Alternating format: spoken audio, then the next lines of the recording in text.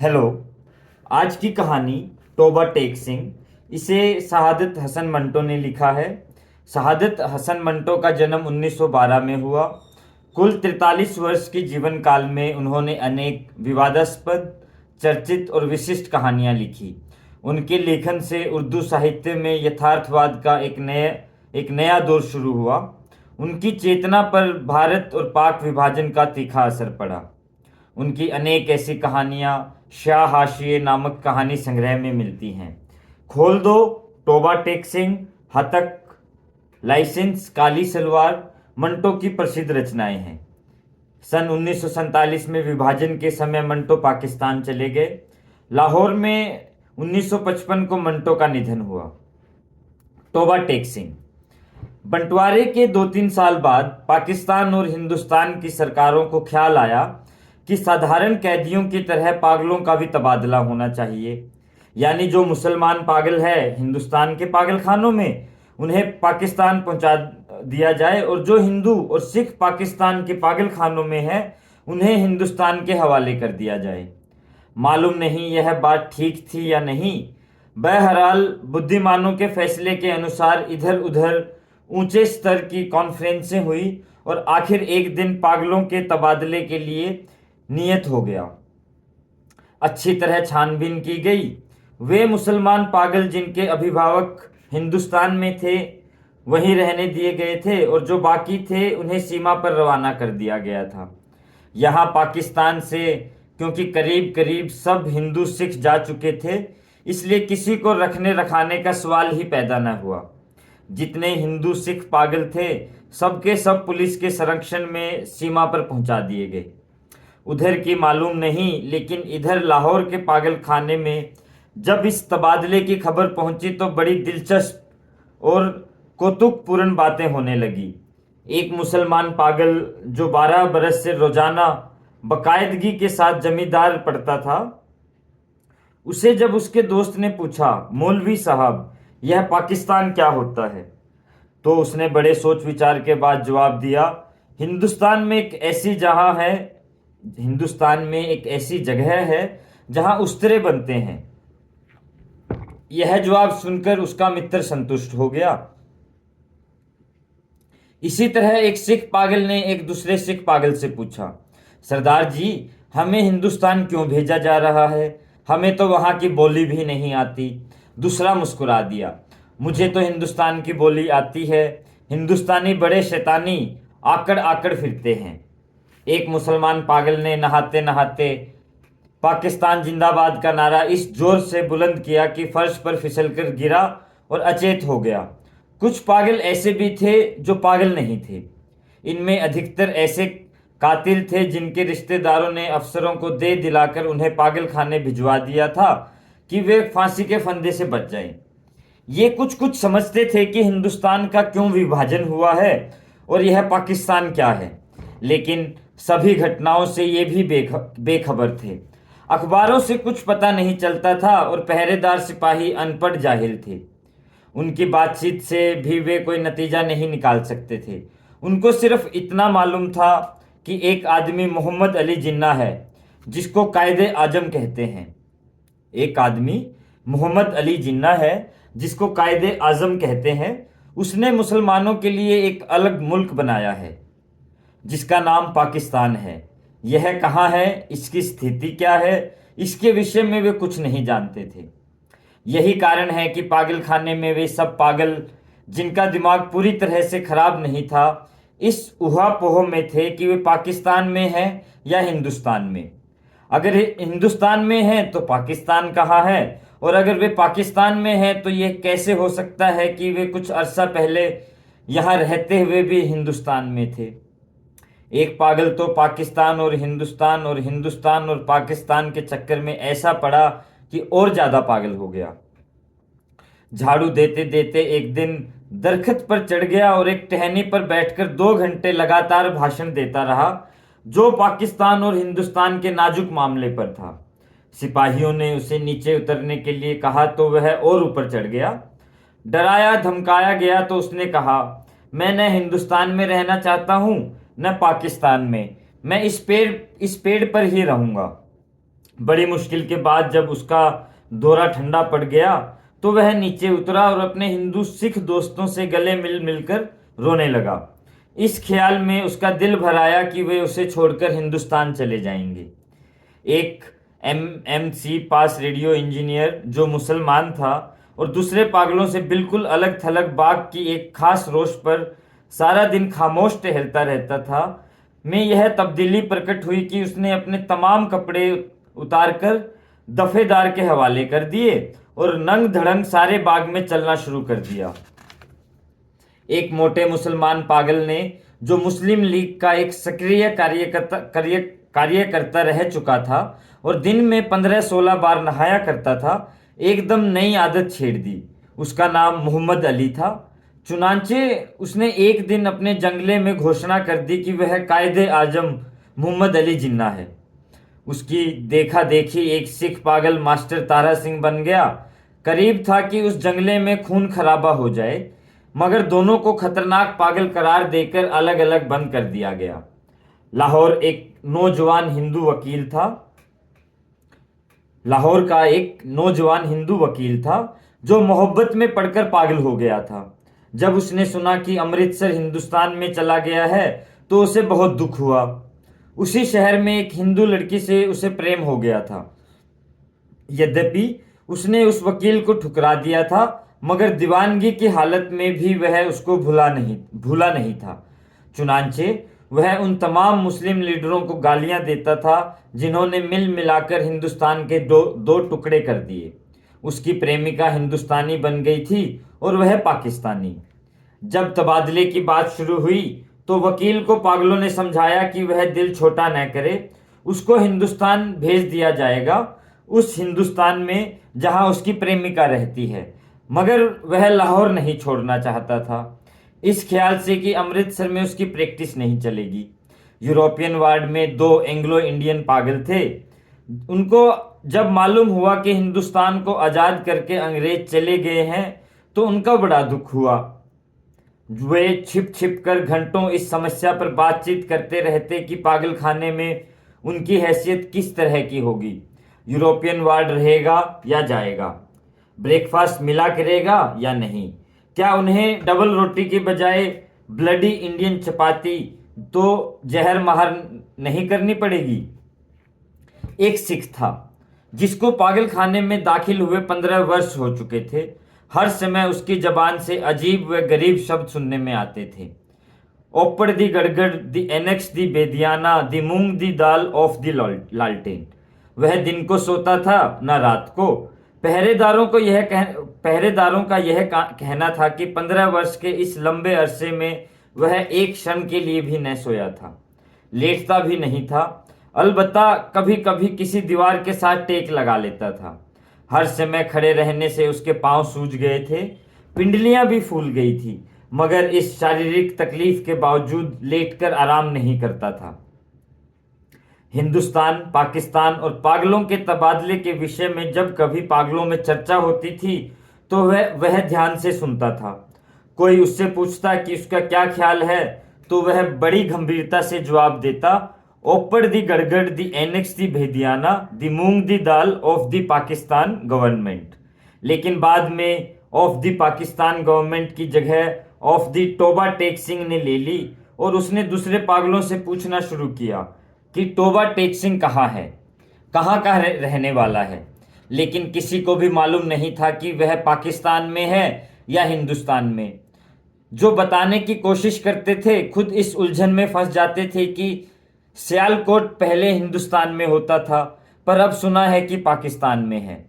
क्या पता है कि लाहौर जो अब पाकिस्तान में है कल हिंदुस्तान में चला जाएगा या सारा हिंदुस्तान ही पाकिस्तान बन जाए। और यह भी कौन सीने पर हाथ रखकर कह सकता था कि हिंदुस्तान और पाकिस्तान दोनों किसी दिन सिरे से गायब न हो जाएंगे।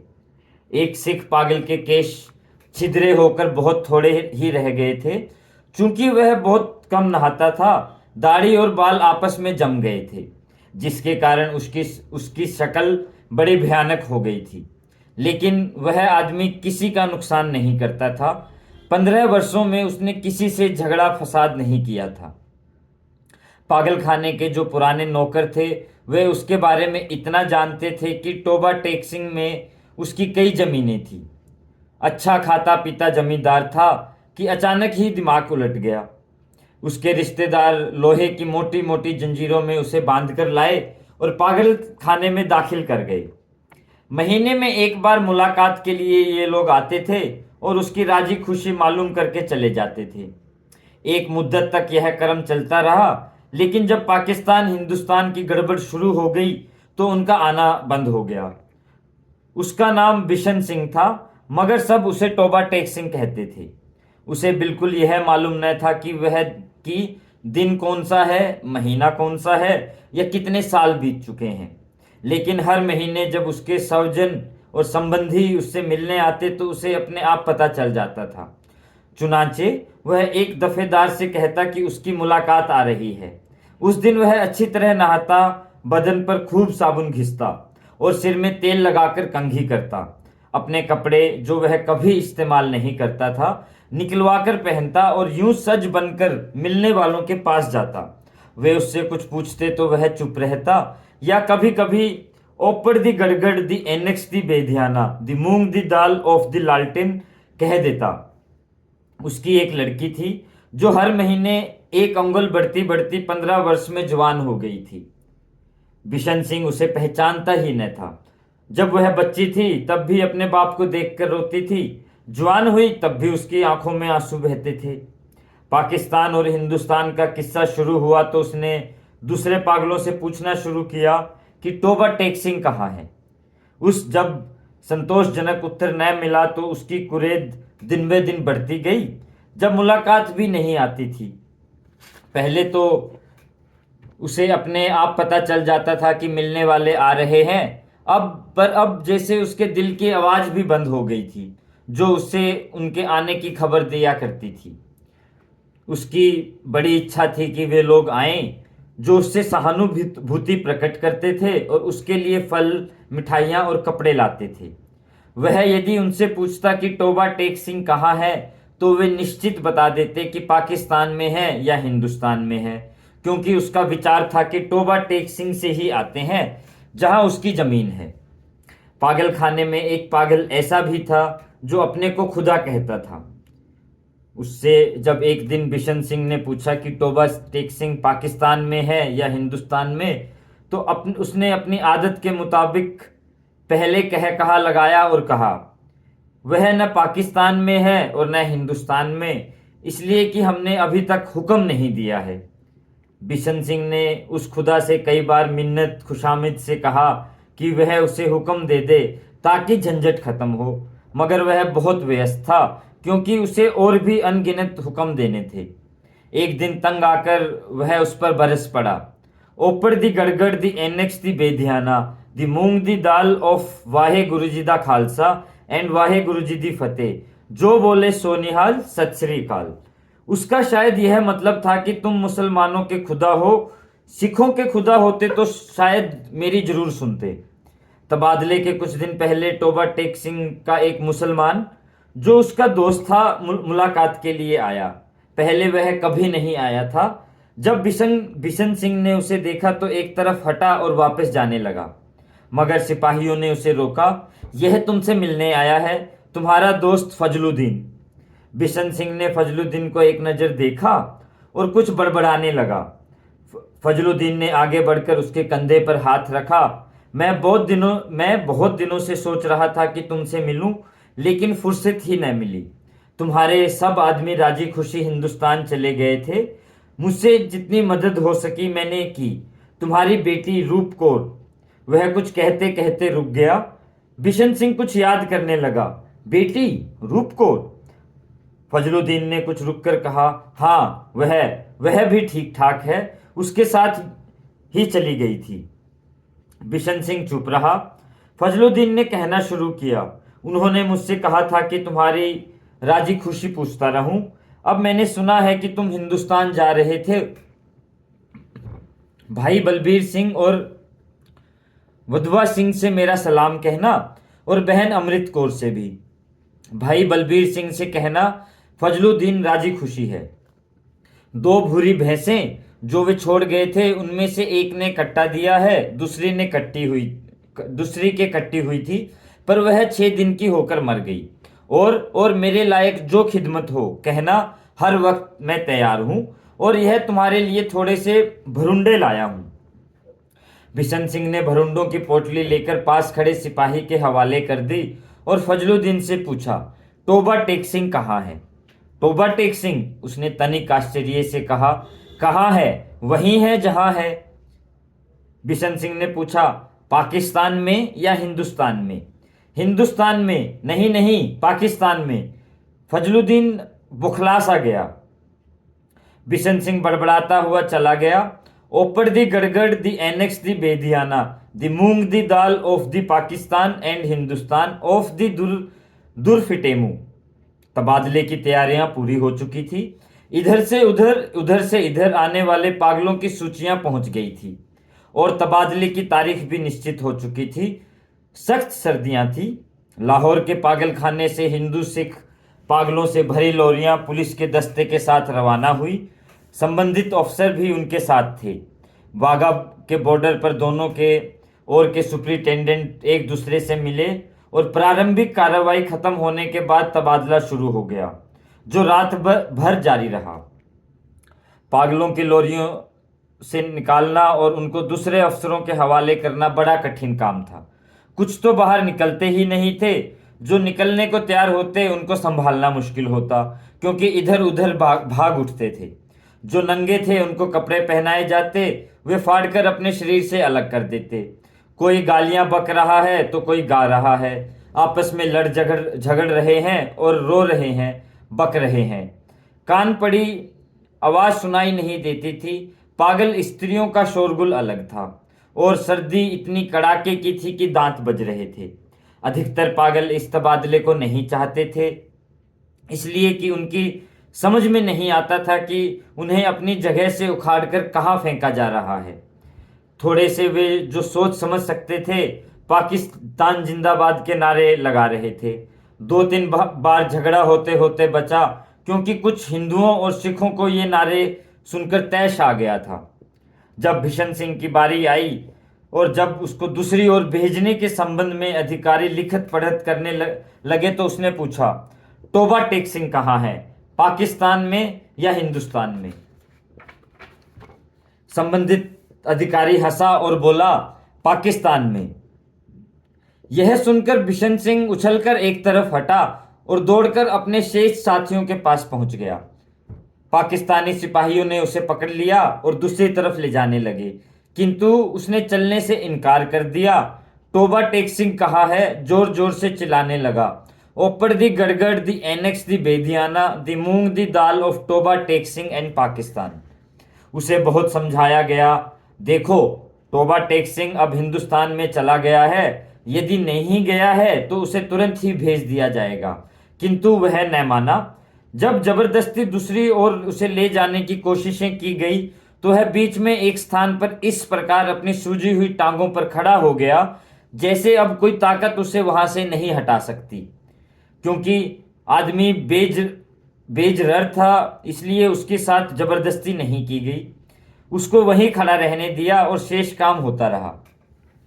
सूरज निकलने से पहले स्तब्ध खड़े हुए बिशन सिंह ने गले से गगनभेदी सूरज निकलने से पहले स्तब्ध खड़े बिशन सिंह के गले से गगनभेदी चीख निकली। इधर उधर से कई अफसर दौड़े आए और देखा कि वह आदमी जो 15 वर्ष तक दिन रात अपनी टांगों पर खड़ा रहा था, औंधे मुंह लेटा था। इधर कांटेदार तारों के पीछे हिंदुस्तान था, उधर वैसे ही कांटेदार तारों के पीछे पाकिस्तान। बीच में जमीन के उस टुकड़े पर जिसका कोई नाम नहीं था, टोबा टेक सिंह पड़ा था। Thank you so much.